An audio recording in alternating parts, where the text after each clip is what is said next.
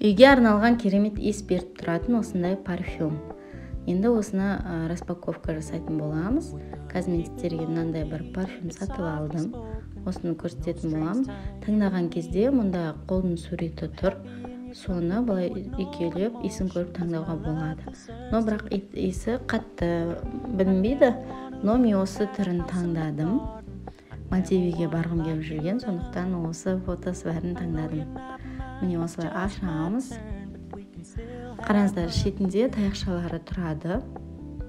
Бұл таяқшалардың барлығын салатын болсаңыз парфюмге, иісі қатты шығады және парфюміңіз тез таусылып қалатын болады.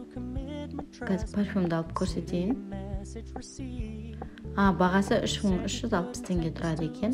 Міне осындай ыдыста болады. Іші жабылған. Мен бір және екі таяқша салып қоямын, бір немесе екі таяқша салып қоямын. Иісі, чтобы қатты шықпау үшін, үйге кірген кезде әдемі иіс шығып тұру үшін. Осылай ішіндегі силиконный несін алып тастаймыз, крышкасын алып тастаймыз. Міне осылай алып тастап, ана крышкасын жауып, мына ағаштардың барлығын салсаңыз болады, егер қатты иіс шығып тұрсын десеңіз. Немесе осылай біреуін, немесе екеуін салып қоюға болады. Үйімізден әдемі свежий иіс шығып тұратын болады. Осындайлар негізі машинаға, осындай үйге қолданады. Маған иісі қатты ұнады. Бірінші рет қолданып тұрмын. Сіздер де қолданып көрсеңіздер болады.